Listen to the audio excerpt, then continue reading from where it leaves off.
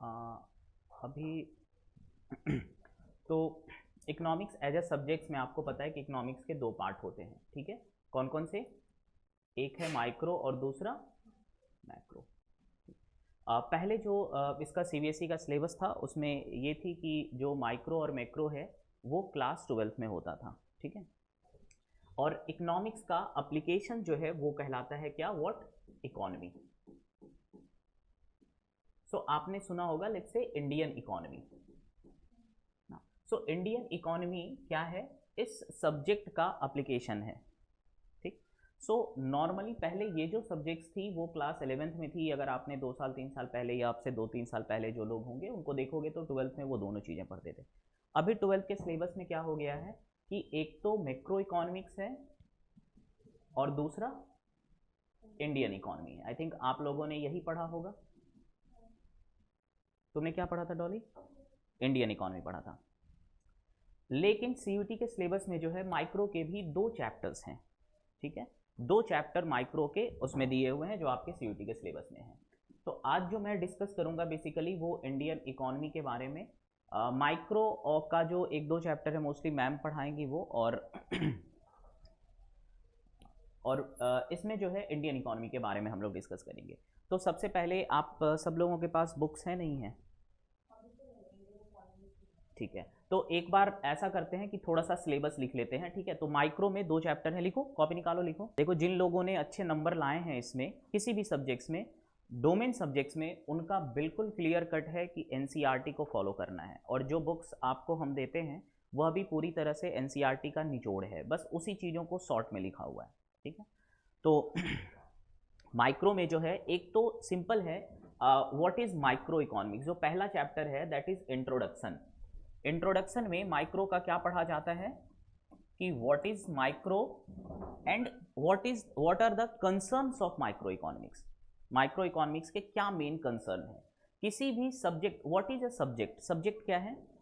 एक field of study है जो किसी पर्टिकुलर तरह के क्वेश्चंस को आंसर करने की कोशिश करता है ना। जैसे कि फिजिक्स के बारे में आपने सुना होगा। सो फिजिक्स क्या है? नेचुरल लॉ को एक्सप्लेन करने का। इकोनॉमिक्स में माइक्रो की अगर बात करें तो माइक्रो है कि हाउ प्राइस आर डिटरमाइंड, इसको स्टडी करना कि मार्केट में इंडिविजुअल लेवल पे कैसे प्राइस डिटरमाइन होता है। तो इंट्रोडक्शन में हम लोग माइक्रो का क्या मेन कंसर्न है और क्या है माइक्रो इकोनॉमी, छोटा सा है, 2-3, जैसे इसके फाउंडर कौन है, कहाँ से ये स्टार्ट हुआ। आपको पता है माइक्रो इकोनॉमिक्स की शुरुआत कहाँ से होती है? एडम स्मिथ से, ठीक है। उन्होंने, वो पहले व्यक्ति हैं जिन्होंने इकोनॉमिक्स को एज अ सब्जेक्ट स्टडी करना शुरू किया, है ना। सो एडम स्मिथ के समय पे ऐसा था कि जो इकोनॉमिक्स है वो इंडिविजुअल लेवल पर ही मैनेज की जा सकती है, गवर्नमेंट की जरूरत नहीं है। मतलब कि एक ग्रुप में इकोनॉमिक्स को मैनेज नहीं करना चाहिए, इंडिविजुअल लेवल पे इंडिविजुअल को छोड़ देना चाहिए, है ना। और एडम स्मिथ ने ज्यूम किया था कि हर व्यक्ति जो है एक रैशनल इंडिविजुअल है जो अपने बारे में सही डिसीजन लेता है। दूसरा जो चैप्टर है वो है कंज्यूमर बिहेवियर एंड डिमांड। क्या है? कंज्यूमर बिहेवियर एंड डिमांड, ठीक है। ये दोनों बेसिक सा है, 11th का चैप्टर है, लेकिन आपको यहां पे भी उसको पढ़ना है। अब बात करते हैं कि मैक्रो इकोनॉमिक्स में क्या क्या टॉपिक्स हैं, मैक्रो में क्या क्या हमें पढ़ना है। किसने कहा माइक्रो पूरी आ रही है? मैक्रो पूरी आ रही है ना। सो मैक्रो में हमें क्या क्या पढ़ना है? सबसे पहला जो मैक्रो इकोनॉमिक्स में जो फर्स्ट चैप्टर है that is related with national income accounting. क्या है? नेशनल इनकम अकाउंटिंग, ठीक है। जिसमें हम लोग बेसिकली डिस्कस करेंगे कि हाउ जीडीपी, जीएनपी, है ना, ये सारी चीजें, जीवीए क्या होता है, एनडीपी क्या होता है ना, जीएनपी क्या होता है, एनएनपी क्या होता है। सो आप में से कोई है जो बता सकता है कि what is difference between GDP और जीएनपी? तो सबसे पहले समझना है डोमेस्टिक और नेशनल शब्द का मतलब क्या है। डोमेस्टिक का मतलब होता है, क्या मतलब होता है? विद इन द टेरिटरी, है ना। सो आपके घर की सीमाओं के अंदर, आपका मान लो ये घर है, इसकी एंट्री यहाँ है, इसके अंदर होने वाली सारी चीजें क्या है? डोमेस्टिक है। इट डज नॉट मैटर कि इसके अंदर कौन प्रोडक्शन कर रहा है, है ना। इसके अंदर इनकम कौन जनरेट कर रहा है? अगर आपके घर के अंदर, आपके मोहल्ले में कोई बाहर का व्यक्ति भी आकर के अगर एक शॉप खोल लेता है तो उसकी इनकम भी क्या कहलाएगी? Domestic income. तो इंडिया में जितनी भी कंपनी या इंडिविजुअल इनकम जनरेट कर रहे हैं या प्रोडक्शन कर रहे हैं, उन सब की इनकम कहाँ कैलकुलेट होगी? जीडीपी में। क्योंकि जीडीपी क्या बताता है? Total production with in boundaries. लेकिन जब हम लोग जीएनपी की बात करते हैं तो यहां पे N denotes national. So national production, है ना, national production. So national production का मतलब है कि जो इंडियन नेशनल्स, भारतीय लोगों या फिर इंडियन कंपनीज के द्वारा जो इनकम जनरेट होता है, that is counted in GNP. किसमें काउंट होगा वो? जीएनपी में। तो इन चैप्टर्स को जब हम लोग डिटेल में पढ़ेंगे तो कुछ कुछ मेथड्स है उसके बारे में भी डिस्कस करेंगे। सो अब नॉर्मली मुझे बताइए आप सब लोग, एक चीज, पहला चीज तो दिमाग में ये लाना है कि तुम सब ने पढ़ा हुआ है इस चीज को। तो फर्स्ट, भले ही कितना याद हो, नहीं हो, डर लग रहा हो या भूल गए हो, फर्स्ट चीज है बिलीव करना कि आपको आता है ना। अगर ये बिलीव नहीं होगा तो डर लगा रहेगा और तैयारी पढ़ते जाओगे, छूटता जाएगा।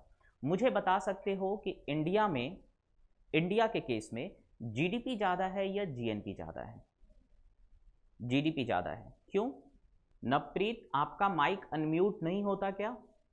अनम्यूट करके आप बोलो या फिर टाइप करके अनम्यूट करके ही बोलो, ज़्यादा आसान है। हाँ, इंडिया में जीएनपी क्यों ज़्यादा होता है नैन्सी जी, बताइए।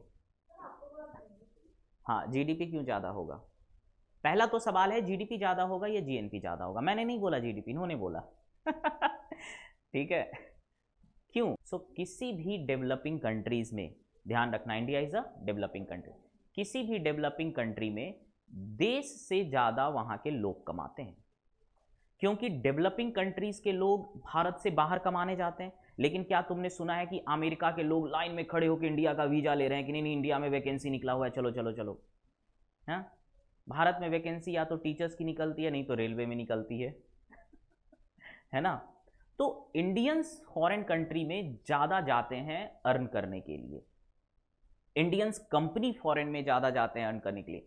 फॉरेन की कंपनी भी आती है इंडिया में अर्न करने के लिए, लेकिन जो रेशियो है वो हमारी इनकम, जो फैक्टर इनकम है ब्रॉड से, वो बहुत ज़्यादा है जो बाहर के लोग भारत से कमा रहे हैं।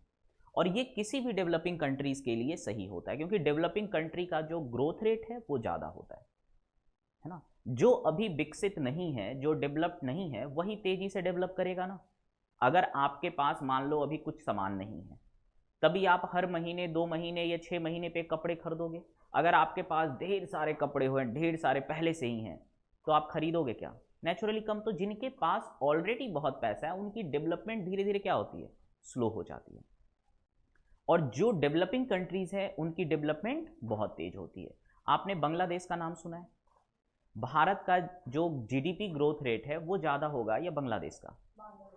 बांग्लादेश का। बांग्लादेश का क्यों जीडीपी ग्रोथ रेट ज़्यादा है? कई फैक्टर हैं। तो डेवलपमेंट के लेवल में बांग्लादेश भारत से भी नीचे है, तो वहाँ पे जो लेबर कॉस्ट है वो सस्ता है भारत से, तो कंपनीज वहाँ इन्वेस्ट करती हैं क्योंकि सस्ते में प्रोडक्ट बन जा रहा है ना।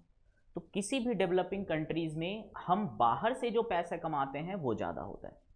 बांग्लादेश के लोग भर भर के भारत आते हैं। क्या भारत के लोग बांग्लादेश जाते हैं? कभी तुम्हारे दिमाग में आया कि पढ़ लिख करके जो है बांग्लादेश यूनिवर्सिटी में जाके पढ़ाई करे?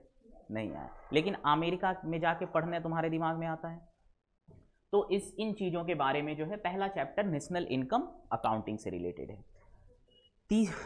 जो नेक्स्ट सेकेंड चैप्टर है मैक्रो में, that is income and employment, है ना।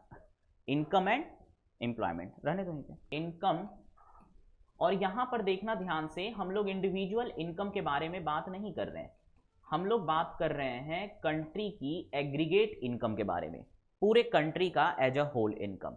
सो बेसिकली ये वाला part, this part is very much related with this chapter, first chapter, है ना। जहां पर बस इसको टैली करने की कोशिश की गई है। इन्फ्लेशन के बारे में हमें जानना है, एम्प्लॉयमेंट कैसे बढ़ता है, कैसे घटता है ना। तो ये दोनों चैप्टर मोटा मोटी, अगर आप, जैसे हमने आपको बताया कि माइक्रो का what are the main concern of micro, micro का मेन सब्जेक्ट ऑफ स्टडी क्या है? पहला है प्राइस डिटर्मिनेशन। क्या है माइक्रो का? Price determination. कि मार्केट में किस तरह से प्राइस डिटरमाइन होता है, और प्राइस डिटरमाइन कैसे होता है, डिमांड और सप्लाई। दूसरा जो मेन कंसर्न है माइक्रो का, that is market, study of market. Market कितने तरह का होता है, क्या क्या खासियत है मार्केट। उसी तरह से मैक्रो का जो मेन कंसर्न है, मैक्रो इकोनॉमिक्स की जो मेन कंसर्न है, वो तीन चीजें हैं। क्या क्या? पहला है नेशनल इनकम, पूरे कंट्री की इनकम। उसी नेशनल इनकम के बाद में अंदर हम ये सारी चीजें पढ़ते हैं, जीडीपी, जीवीए, जीएनपी। दूसरा जो कंसर्न है वो है इन्फ्लेशन या प्राइस लेवल। ठीक है, क्या है कंसर्न? इन्फ्लेशन। तो इन्फ्लेशन के बारे में भी हम लोग इन दोनों चैप्टर में इन्फ्लेशन के बारे में भी पढ़ेंगे। तीसरा जो कंसर्न है मैक्रो का, दैट इज एम्प्लॉयमेंट। किसी कंट्री के इकोनॉमी को क्यों मैनेज किया जाता है? एम्प्लॉयमेंट जनरेट करने के लिए, पहली प्राइस लेवल को कंट्रोल रखने के लिए। पता चला कि लोग की इनकम बढ़ रही है लेकिन प्राइस भी उससे ज्यादा तेजी से बढ़ रहा है, तो एक्चुअली में लोग क्या हो रहे हैं? पुअर हो रहे हैं, है ना। और तीसरा जो कंसर्न है कि पूरे कंट्री की इनकम बढ़नी चाहिए। तो मैक्रो की जो तीन मेन कंसर्न है वो है national income, inflation and employment. तो ये दो चैप्टर जो है, जिस तरह से माइक्रो का इंट्रोडक्शन और आपको मेन कंसर्न के बारे में बताया गया, उसी तरह से ये दो चैप्टर जो है मैक्रो का इंट्रोडक्शन और मेन कंसर्न के बारे में बता। अब मैक्रो की जो तीसरी जो हमारी चैप्टर है वो बात कर रही है किस चीज के बारे में? Money and banking. देखो, हमने आपको मैक्रो में तीन ही चीज पढ़ना है एक्चुअली में, नेशनल इनकम, इन्फ्लेशन और तीसरा इन्फ्लेशन। बहुत मेजर कंसर्न है किसी भी कंट्री में। आप देखोगे सबसे ज्यादा भारत में आंदोलन कब होता है? जब महंगाई बढ़ जाती है। टमाटर महंगा हो गया, गैस महंगा हो गया, तेल महंगा हो गया, है ना। तो इन्फ्लेशन जो है वो डायरेक्टली, आपको पता है कि इन्फ्लेशन को कंट्रोल करने के लिए हमें कंट्रोल करना पड़ता है किस चीज को? Money supply. एक टर्म है क्या? Money supply. और मनी सप्लाई की जो इंस्टीट्यूशन है, कौन मनी सप्लाई करता है? आपके पास पैसे जो हैं, वो इंस्टीट्यूशन क्या है? बैंक, है ना। सो इसीलिए जो तीसरा चैप्टर है हमारा वो है मनी एंड बैंकिंग। क्या है? Money and banking. इसमें हम लोग पढ़ेंगे कि किस तरह से इंडिया में जितने भी पैसे हैं उसको कैसे कंट्रोल किया जाता है ना। लोगों के पास जो पैसे हैं वो बैंक में जमा होते हैं, है ना। बच्चों का बैंक छोड़ के, गुल्लक को छोड़ करके लोग अपने पैसे बैंक में जमा करते हैं। बैंक वाले अब, और बैंक वाले क्या करते हैं? उस पैसे को किसी दूसरे थर्ड पर्सन को लोन देते हैं। जिनको लोन दिया उससे ज़्यादा इंटरेस्ट लेते हैं, और जिन्होंने बैंक में पैसा जमा किया उसको कम इंटरेस्ट देते हैं। इस बीच का जो डिफरेंस है यही बैंक की इनकम है ना। इसी से पूरा बैंकिंग सिस्टम चल रहा है। अब अगर सोचो कभी ऐसा हो कि सारे लोगों ने जो अपने पैसे बैंक में डाल रखे, क्या वो पैसा बैंक के पास होता है? नहीं, बैंक ने किसी तीसरे पर्सन को दे दिया वो पैसा कि जाओ तुम सड़क बनवाओ, जाओ तुम अपनी घर बनवाओ, अपना इंडस्ट्री खोलो, है ना। अब अचानक से अगर सारे लोग जिन्होंने बैंक में पैसा जमा किया, अगर वो जा करके बैंक को बोले मेरा पैसा दो, बैंक दे पाएगा क्या? ऐसा होता है, बिल्कुल होता है। सारे लोग नहीं, 50% भी लोग अगर आकर के बोल दे तो परेशान हो जाएगा बैंक।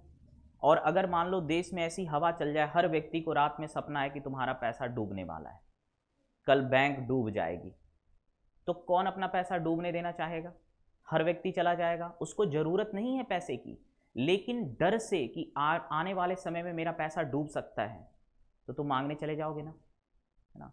तो इकोनॉमिक्स जो है वो परसेप्शन पे बहुत ज़्यादा काम करता है ना। अगर ये मार्केट में हल्ला उड़ा दो कि भारत बहुत तेजी से बढ़ने वाला है, पूरा का पूरा शेयर मार्केट, हर दिन लाखों करोड़ों का बिजनेस होता है सिर्फ किस बात पे? कि यह ग्रो करेगा, इसमें अगर हम पैसा डालेंगे तो 2 का 4 हो जाएगा, भले वो हो या ना हो, है ना। तो इकोनॉमी में जो मनी सप्लाई है, अगर लोग बैंक से जाकर के अचानक से पैसा मांग लें तो क्या बैंक दे पाएगी एट अ मोमेंट? नहीं, है ना। तो आरबीआई इसलिए पूरे मनी सप्लाई को कंट्रोल करने की जरूरत होती है।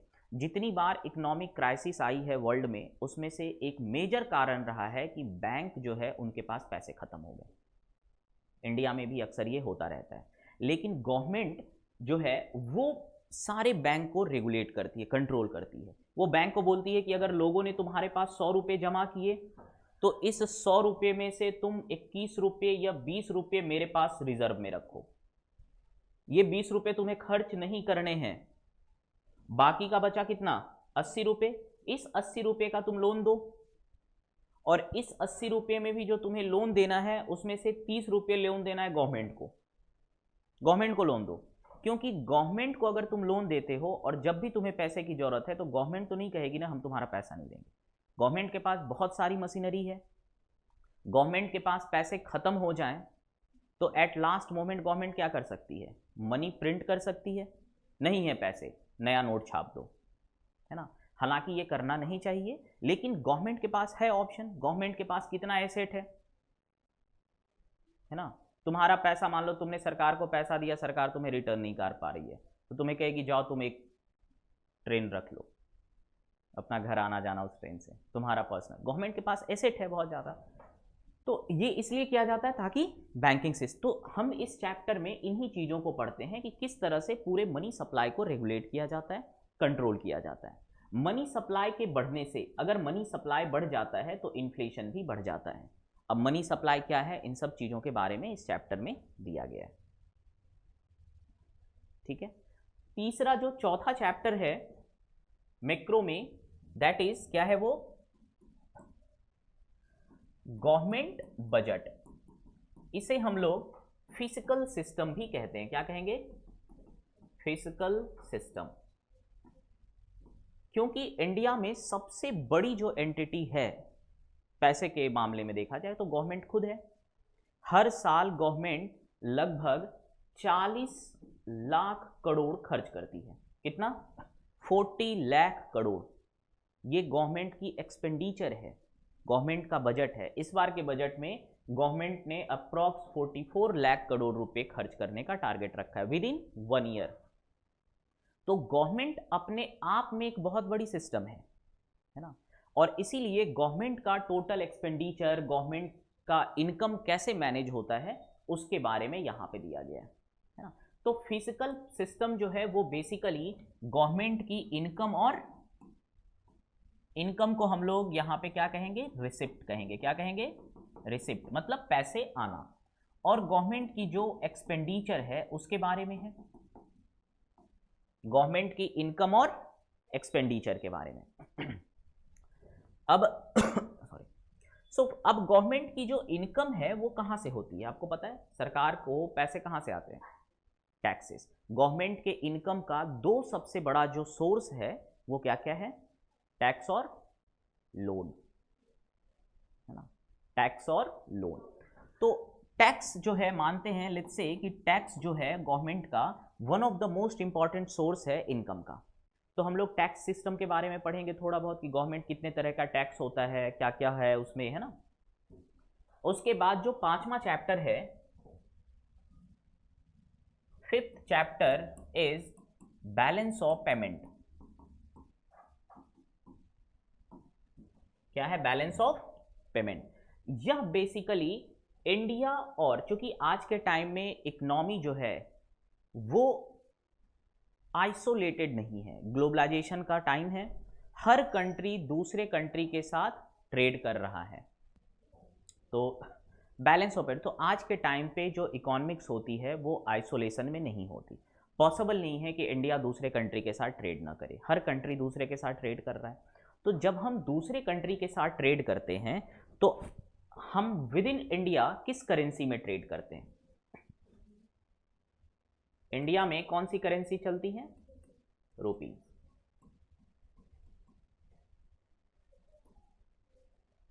और जब हम फॉरेन के साथ ट्रेड करते हैं तो क्या हम रुपीज में ट्रेड करते हैं, नहीं। किस में ट्रेड करते हैं, डॉलर्स में। सो डॉलर में ही क्यों ट्रेड करते हैं इसके बारे में भी हम लोग डिस्कस करेंगे। सो इंटरनेशनल इकोनॉमिक्स या फिर इसको बैलेंस ऑफ पेमेंट जो है वो एक्चुअली इंडिया का दूसरे कंट्री के साथ जो ट्रेड हो रहा है उसके हिसाब किताब के बारे में है कि हम भारत से कितना पैसा दूसरे देश को दे रहे हैं, है ना, और दूसरे देश से कितना पैसा हमारे देश में आ रहा है। तो इंडिया अगर फॉरेन को जो पैसा, मतलब इंडिया से फॉरेन पैसा जाता है किस किस काम में, कब कब जाता है, खरीदे।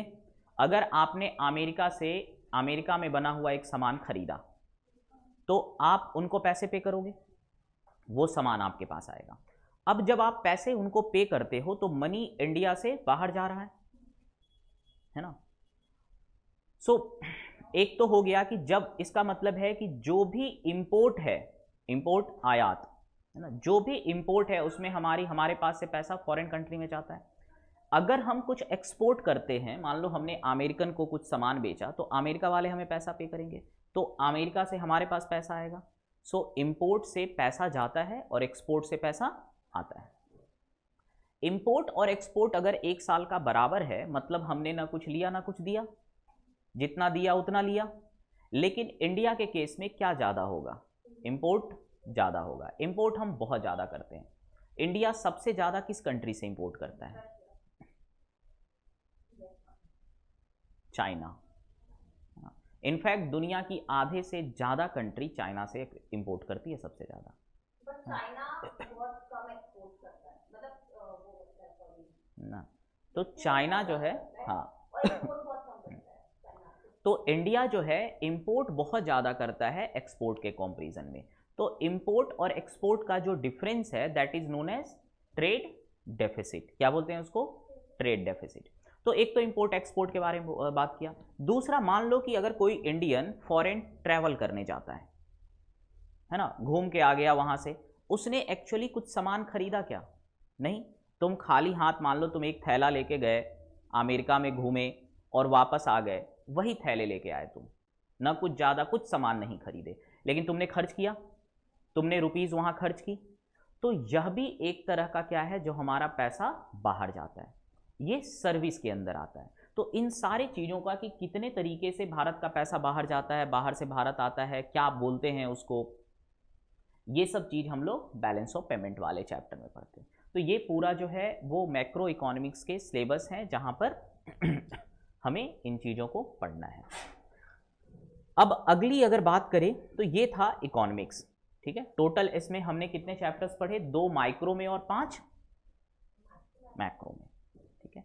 अब अगला जो है वो है इंडियन इकोनॉमी। तो इस चीज़ को जो है आपको समझना है। अगला नेक्स्ट इज इंडियन इकोनॉमी।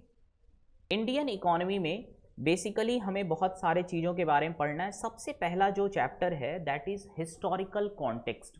अब देखो ध्यान से, जितने भी चीज़ें हमने पढ़ा उसमें अब हम लोग इंडिया के बारे में पढ़ेंगे।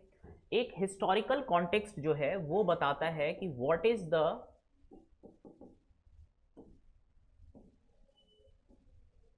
Development experience of India after independence.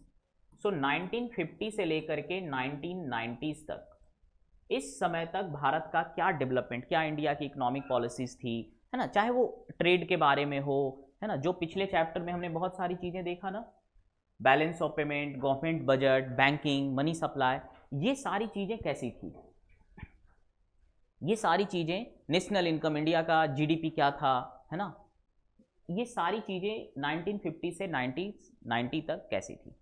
अब आता है कि ये जो हिस्टोरिकल कॉन्टेक्स्ट में जो दूसरा सबसे महत्वपूर्ण है वो है इकोनॉमिक रिफॉर्म ऑफ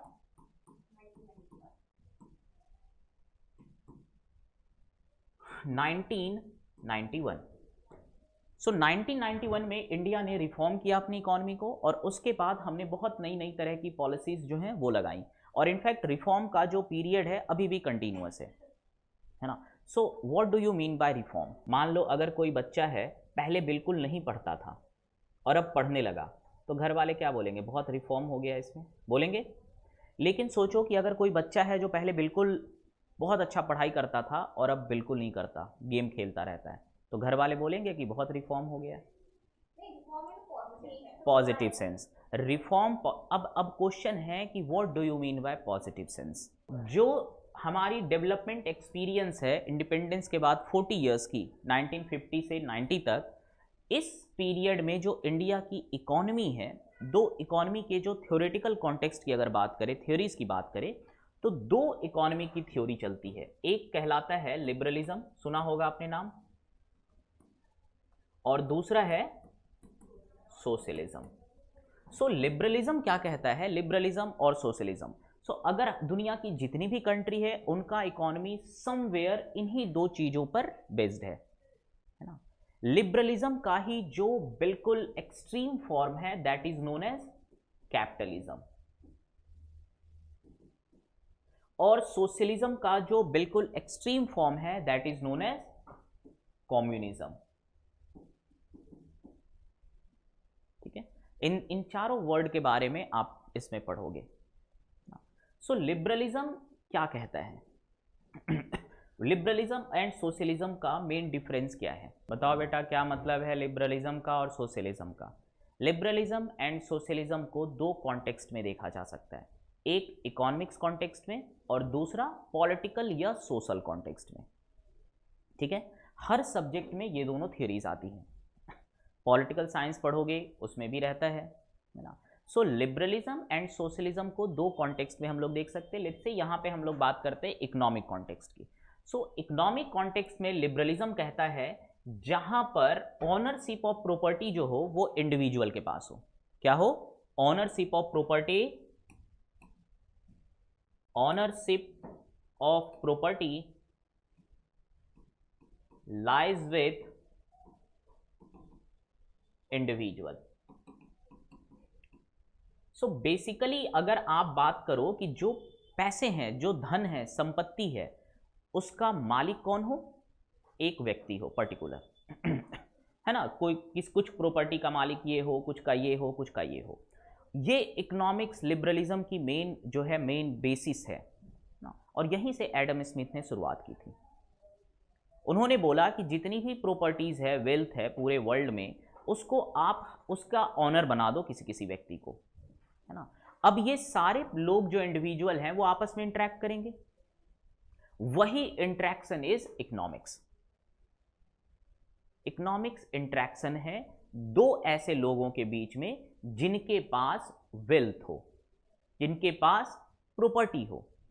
यह वेल्थ फिजिकल फॉर्म में भी हो सकता है, यह रिसोर्स भी हो सकता है, फिजिकल रिसोर्स हो सकता है, या फिर फाइनेंशियल रिसोर्स हो सकता है। जैसे मार्केट में बायर और सेलर, बायर के पास एक फिजिकल रिसोर्स है, कपड़े हैं, खाने की सामानें हैं, है ना। और जो बायर के पास पैसे हैं, फाइनेंशियल रिसोर्स है, और सेलर के पास क्या है? फिजिकल रिसोर्स है, कपड़े हैं, है ना। तो ये दोनों अपने रिसोर्स को क्या करते हैं? एक्सचेंज करते हैं। यही तो इकोनॉमिक्स है। अगर इस दुनिया में किसी के पास पैसे ना हो तो कुछ इकोनॉमिक्स होगा? नहीं होगा। तो इकोनॉमिक्स जो है यही इंटरेक्शन है। लिबरलिज्म कहता है कि भैया जो ओनरशिप होना चाहिए वो किसके पास होना चाहिए? इंडिविजुअल के पास।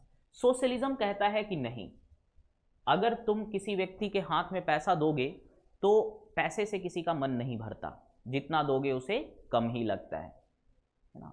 वो और पैसा लेना चाहेगा, और चूंकि every individual same mental ability का नहीं है, कुछ बहुत चतुर हैं जो उनके पैसे ठग लेंगे, है ना। तो ये जो चतुर हैं ये क्या करेंगे? आसपास के सारे लोगों से पैसे ठगते जाएंगे और धीरे धीरे धीरे धीरे क्या बनते जाएंगे? अमीर बनते जाएंगे, है ना। और लिबरलिज्म से क्या होता है? सोसाइटी में इनइक्वालिटी फैलता है। ऐसा कहना है किसका? सोशलिज्म वाले का। उन्होंने कहा कि जो वेल्थ की ऑनरशिप है, प्रॉपर्टी की जो ऑनरशिप है, वो इंडिविजुअल के पास नहीं होनी चाहिए। किसके पास होनी चाहिए? सोसाइटी के पास होनी चाहिए। सो सोशलिज्म जो है वो क्या कहता है कि ऑनरशिप ऑफ प्रॉपर्टी जो है शुड लाइज विथ सोसाइटी। अब इस सोसाइटी का मतलब यहां पर है कंट्री क्योंकि एक कंट्री जो है एक इंडिविजुअल यूनिट है। सो सोशलिज्म क्या कहता है कि कंट्री के पास, देश के पास होना चाहिए पैसा सिर्फ, है ना, और कंट्री डिस्ट्रीब्यूट करे इस वेल्थ को on the basis of need. किस चीज के बेस पे? नीड के। अगर कोई व्यक्ति है उसको बहुत ज्यादा भूख लगी है तो पहले उसको खाना दिया जाना चाहिए। लिबरलिज्म क्या कहता है कि कोई अगर भूखा भी है तो उसको खाना नहीं देना है, उसके पास पैसे हैं वो खुद खरीदेगा। अगर कोई किसी के पास पैसे नहीं है तो लिबरलिज्म क्या कह रहा है? उसकी गलती है उसकी गलती है, उसने क्यों नहीं पैसे जनरेट किए। सो इंडिया की अगर हिस्टोरिकल कॉन्टेक्स्ट के बारे में बात करें तो हिस्टोरिकल कॉन्टेक्स्ट में इंडिया जब इंडिपेंडेंट हुआ था तो उस समय हमारी जो इकोनॉमी थी वो ज्यादातर सोशलिज्म थी। कैसी इकोनॉमी थी? सोशलिज्म।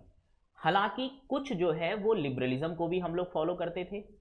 मतलब हमारे पास जो रिसोर्स थे इंडिया में, उसका ऑनर इंडिविजुअल भी था और गवर्नमेंट भी था।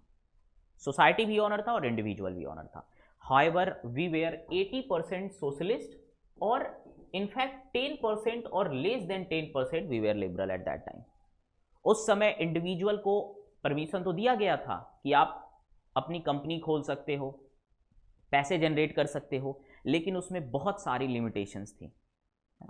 सो इंडिया जो है इस पैटर्न को फॉलो कर रहा था, और दुनिया में आपको पता है कि भारत की जो ये पीरियड रही है वो डेवलपमेंट के लिए इंडिया का बहुत अच्छा नहीं रहा ना। उस समय भारत एक गरीब देश हुआ करता था, और धीरे धीरे 1980s के समय से हमने रिफॉर्म, एक काइंड ऑफ रिफॉर्म, नॉट बहुत अच्छा नहीं बट थोड़ा बहुत 1980s के बाद से हमने कुछ कुछ रिफॉर्म करने स्टार्ट किए।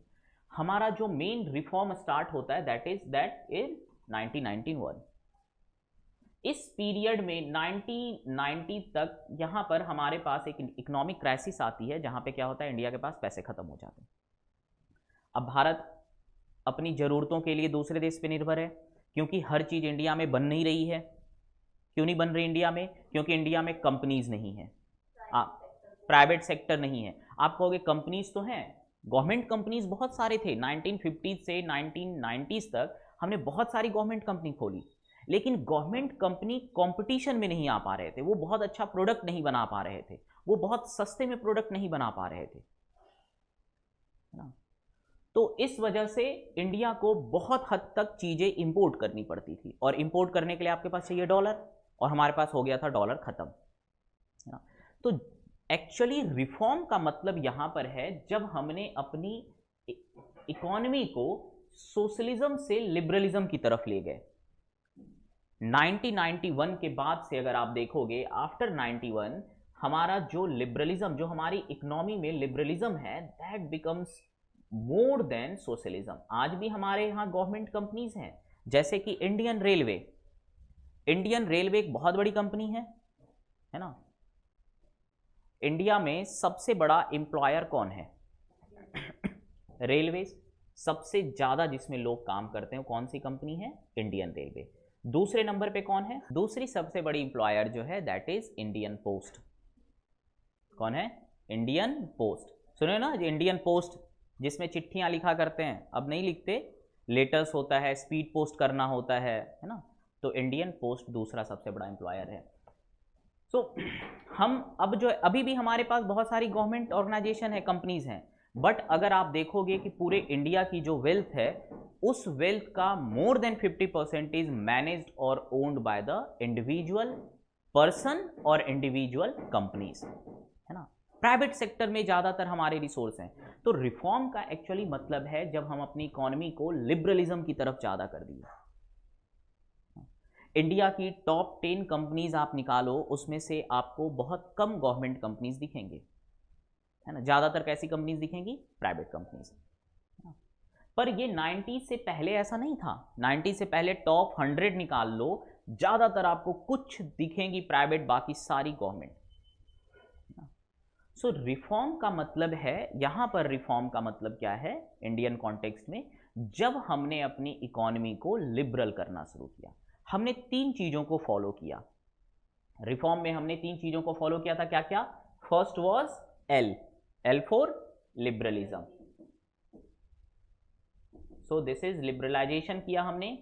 दूसरा पी फॉर प्राइवेटाइजेशन, हमने प्राइवेटाइजेशन किया। और जी फॉर ग्लोबलाइजेशन। इसीलिए 91 के रिफॉर्म को we call it LPG reform. क्या कहते हैं इसको? LPG reform. इसके बारे में हम लोग डिटेल में जो है स्टडी करेंगे। इंडियन इकोनॉमी की कुछ इश्यूज के बारे में हमें पढ़ना है। किस चीज के बारे में पढ़ना है? इंडियन इकोनॉमी के जो कॉन्टेम्प्ररी इश्यूज चल रहे हैं उसके बारे में, है ना। सो इसको समझ गए। पहला चैप्टर जो इंडियन इकोनॉमी के बारे में है। दूसरा चैप्टर जो इंडियन इकोनॉमी में हम लोगों को पढ़ना है, second unit, that is issues of Indian economy, जहां पे क्या क्या तरह के इश्यूज हैं भारत की अर्थव्यवस्था में। पहला है पॉवर्टी। हम लोग यहां पे देखेंगे कि व्हाट इज पॉवर्टी। पॉवर्टी का क्या मतलब है ना? हाँ, गरीबी। मतलब क्या? कौन गरीब है? गरीब तो सब भी है। मैं, तुम भी अपने आप को कहते हो कि मैं गरीब ही हूं, है? लेकिन कौन है रियल में पुअर, कौन है? इन चीजों के बारे में हम लोग पढ़ेंगे। दूसरा जो कंसर्न है वो है यस, उसे हम लोग कहेंगे skill, that is human capital. So poverty एक बहुत बड़ी, जैसे अभी ना हमारे नरेंद्र मोदी जो प्रधानमंत्री, उन्होंने भी कहा कि पॉवर्टी जो है एक सिन है, एक पाप है ना। पूरे देश में गरीबी होना ही क्यों चाहिए? आज के समय पे इंडिया में जो और एक्सट्रीम लेवल ऑफ पॉवर्टी है, लोग के पास खाने नहीं है। तुम ऐसे बहुत सारे लोगों को देखोगे सड़क पे फेंका हुआ खाना भी उठा के खा लेते हैं, या अभी नहीं देखे बाद में। ये पॉवर्टी जो है हमारे यहाँ पे बहुत एक्सट्रीम फॉर्म में है। सो इंडिपेंडेंस के 70 ईयर के बाद जब दुनिया, भारत जो है बहुत सारे मामलों में top 5th largest economy of the world है ना, चांद पे जाने वाला पहला देश, दक्षिण ध्रुव पे एक ही एफर्ट में मंगल तक पहुंचने वाला पहला देश है ना, वर्ल्ड का आईटी हब, इन चीज़ों के बावजूद भारत में पॉवर्टी होने के इतने कारण क्या हैं? तो इसके 2-3 कारण हैं। तो बहुत जो इंपॉर्टेंट कारण में से एक सबसे इंपॉर्टेंट कारणों में से एक है स्किल की कमी। लोग के पास गरीबी का सबसे बड़ा कारण है कि उनके पास काम नहीं होना, है ना। अब सवाल उठता है कि काम नहीं होना, क्यों उनको काम नहीं मिल रहा है? क्या जो गरीब हैं वो काम करना नहीं चाहते? कुछ हैं ऐसे लोग जो गरीब हैं और काम करना नहीं चाहते, उन्हें गरीब नहीं कहते, उन्हें कामचोर कहते हैं। उनको छोड़ दिया जाए तो गरीबी का सबसे बड़ा कारण है कि लोग काम करना चाहते पर उनके पास काम नहीं है। तो क्या इकोनॉमी में, हमारी जो इंडियन इकोनॉमी है, क्या हमारे पास इतने काम नहीं है? हैं, लेकिन स्किल नहीं है ना। ठीक है, population is also a reason, but the prime reason is क्या? स्किल की कमी होना। तो इन सारे चैप्टर्स में आपको बहुत सारे गवर्नमेंट स्कीम्स के बारे में पढ़ना है कि गवर्नमेंट पॉवर्टी हटाने के लिए क्या कर रही है, skill development, human capital formation कैसे किया जा रहा है इंडिया में। और एक इसी से जो कंसर्न है पॉवर्टी की, सबसे जो है, अगर किसी हर व्यक्ति को एम्प्लॉयमेंट मिल जाए तो क्या कोई गरीब रहेगा? नहीं रहेगा। सो एम्प्लॉयमेंट जनरेट करने के लिए गवर्नमेंट क्या काम कर रही है, इन चीज़ों के बारे में हमें पढ़ना है। साथ ही साथ जो अगला इसमें है that is rural development.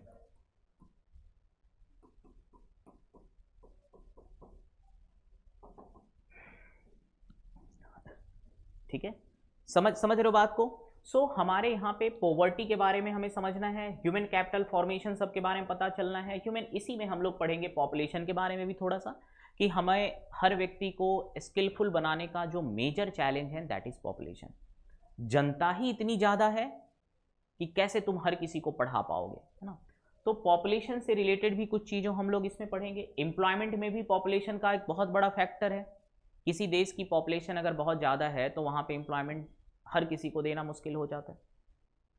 Rural development क्यों जरूरी है? क्योंकि आफ्टर रिफॉर्म 1991 के बाद हमारे जो डेवलपमेंट हुई है इंडिया की, that is more centric towards urban areas.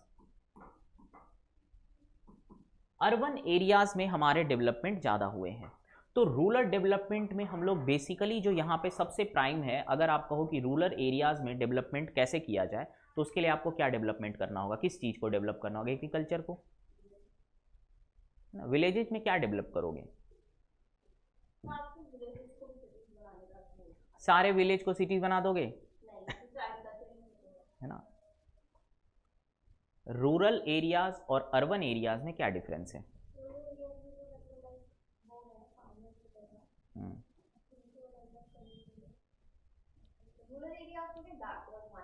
Backward माने जाते हैं।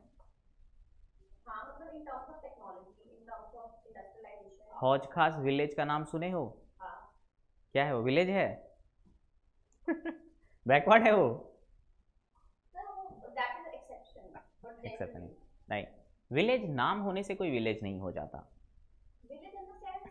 अब मान लो तुम अपने नाम के आगे लिख लो, है ना, कि गरीब नैन्सी, तो तुम गरीब हो जाओगे? नहीं ना। सी। हाँ, एग्जैक्ट डेफिनेशन बताओ बेटा, ऐसे नहीं काम चलेगा ना। अब पूछा जाएगा क्वेश्चन, क्या डेफिनेशन है।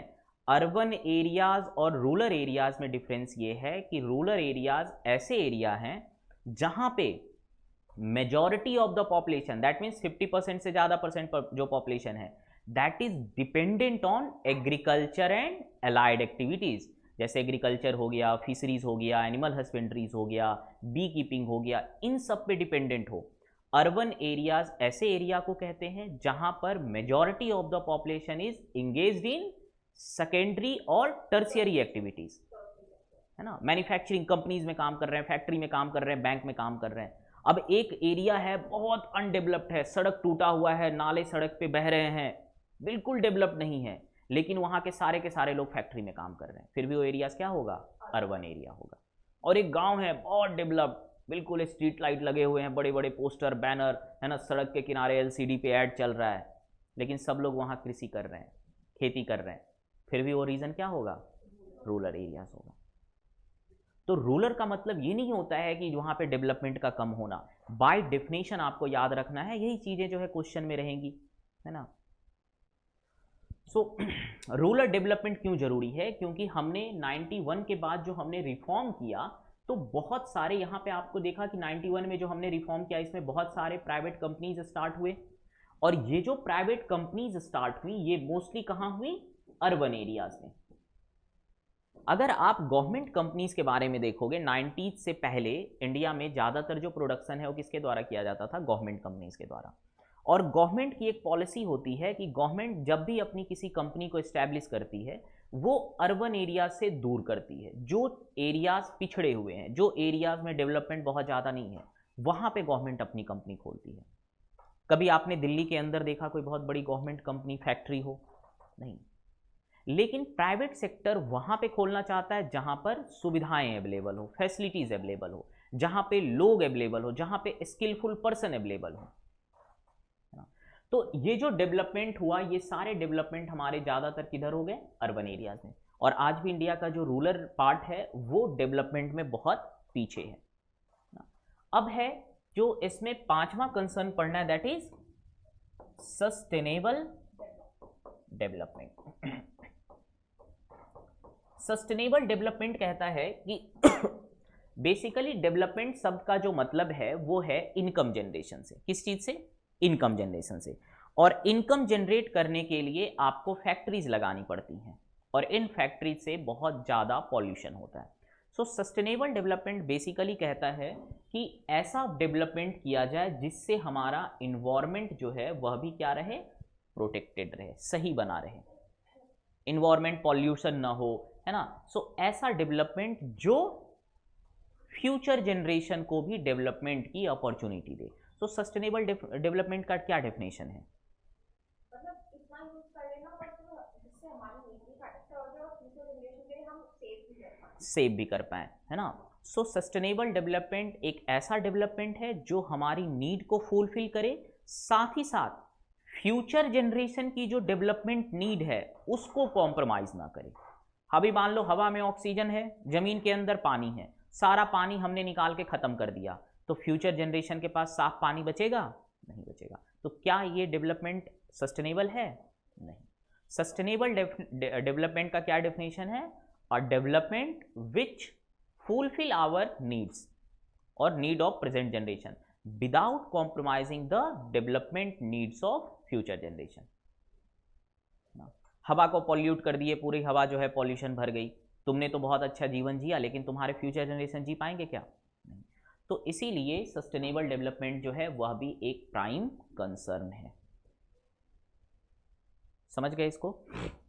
ये 5 इश्यूज जो हैं इसके बारे में हम लोगों को डिस्कस करना है। सारे एक एक चैप्टर आपको दिख जाएगा, एक एक चैप्टर ये दिया हुआ है।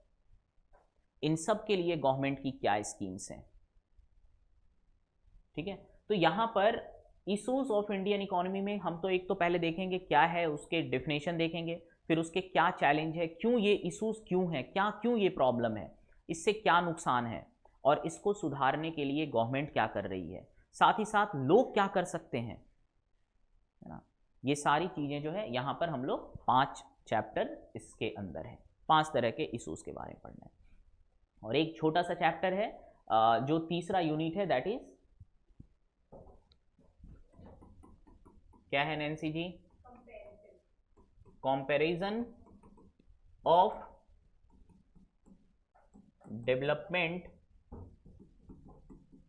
Experience of India and neighbouring countries.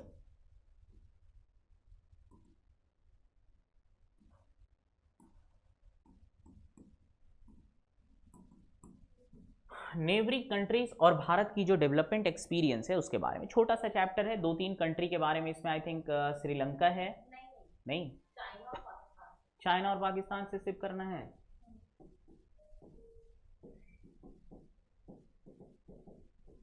चलो ठीक है, तो चाइना और पाकिस्तान से है ना। हालांकि हम लोग थोड़े और भी कुछ इश्यूज के बारे में हम लोग बात करेंगे इस चैप्टर को जो हम लोग पढ़ेंगे। तो मैं आपको इन दोनों कंट्रीज़ के अलावा भी कुछ कंट्रीज़ के बारे में बताऊंगा, कुछ कॉन्टेम्प्ररी इशू जैसे कि कोविड ने किस तरह से इकोनॉमी को इफेक्ट किया ना। अब इसमें जो इंडियन इकोनॉमी वाला पार्ट है वो मैं कराऊंगा, ठीक है। तो आपको क्या करना है, कल जो है आपको पढ़ के आना है। क्या पढ़ के आओगे? कौन सा? वही पढ़ोगे? ठीक है, तो अभी जो है इसको लेट्स से कि इसमें हम लोग चलो डेवलपमेंट एक्सपीरियंस के बारे में बात करते हैं, ठीक है। First chapter development. और आपको ये चीज़ का ध्यान रखना है कि इसकी तैयारी में आपके पास एनसीईआरटी जो हम नोट्स हमारी हैं उसके अलावा भी एनसीईआरटी इज़ योर बेस। उसको अगर नहीं पढ़ा तो कहीं ना कहीं क्वेश्चन छूटेगा, रटना है उसको। जो चीज़ें समझ में नहीं आती हो वो अगले दिन आकर के पूछिए क्लास में कि सर मेरे को ये वाली बताओ, मेरे को समझ में नहीं आया, ठीक है। और लाइन बाय लाइन उसको पढ़िए घर पे जा कर के। डेवलपमेंट एक्सपीरियंस जो इंडिया का है, समझ गए नवप्रीत? ये वाला जो पहला चैप्टर है इंडियन इकोनॉमी का, किताब आपके पास है एनसीईआरटी, एक एक चीज को पढ़ो। हम जो नोट्स देंगे उसे लास्ट में अप्रैल तक उसको टच मत करो। अप्रैल के बाद या अप्रैल के लास्ट वीक में फिर उससे याद करना शुरू करना, है ना। अभी एनसीईआरटी को पढ़िए। कैसे पढ़ना है किताब को, एनसीईआरटी को हम लोग कैसे पढ़ते हैं आपको मान लो एक चैप्टर है, उसमें जो इंपॉर्टेंट चीज लग रहा है उसको अंडरलाइन करिए, है ना। अगर आपके पास हाइलाइटर है तो आप उसको भी यूज कर सकते हैं, हाईलाइट कर सकते हैं आप, है ना। मान लो कोई टेक्स्ट दिया हुआ है तो उसे हम लोग क्या करेंगे, अंडरलाइन करो, हाईलाइट करो। जो कॉन्सेप्ट समझने में दिक्कत है उस कॉन्सेप्ट को यहाँ पे लाइए और उसको डिस्कस करेंगे। कौन सा chapter? Development experience of India. कल पूरा कर लोगे? टारगेट रखना है अपना बड़ा, भले ही चलो एक पार्ट छूट जाए अलग बात है, लेकिन अभी से नहीं सोचना है, करना आपको तीनों है। तो इस पूरे सिलेबस को आपने समझा कि किस तरह से जो हमें इकोनॉमिक्स, तो इकोनॉमिक्स में हम लोग को 2 पार्ट में, एक जो इकोनॉमिक्स एज अ सब्जेक्ट्स के कॉन्सेप्ट्स हैं उसमें हमने देखा कि हमें माइक्रो में 2 चैप्टर पढ़ने हैं, एक इंट्रोडक्शन और एक कंज्यूमर बिहेवियर एंड डिमांड। दूसरा जो मैक्रो वाला पार्ट था उसमें हमें कितने चैप्टर्स पढ़ने थे? 5 चैप्टर्स। किसके किसके बारे में? नेशनल इनकम, दूसरा एम्प्लॉयमेंट, ठीक है। दोनों चैप्टर बेसिकली क्या है? सेम है, मिला जुला के सेम है। तीसरा chapter is banking and finance, है ना। चौथा चैप्टर हाँ गवर्नमेंट बजट, और उसके बाद बैलेंस ऑफ पेमेंट, जो इंटरनेशनल कॉन्टेक्स्ट, इंटरनेशनल इकोनॉमी है उसके बारे में, ठीक है। और इंडियन इकोनॉमी में पहला जो है यूनिट जो कि हिस्टोरिकल कॉन्टेक्स्ट के बारे में बात करता है, दूसरी यूनिट में इश्यूज के बारे में, और तीसरा कंपैरिजन के बारे में। तो सबसे तैयारी करने से का जो पहली शुरुआत होती है, पहली सीढ़ी होती है, वो होती है कि सिलेबस का याद होना। अगर आपको सिलेबस याद नहीं है तो आपको कॉन्सेप्ट्स याद नहीं होंगे, और आपको अगर कॉन्सेप्ट्स याद नहीं है तो आपको क्वेश्चंस याद नहीं होंगे, है ना।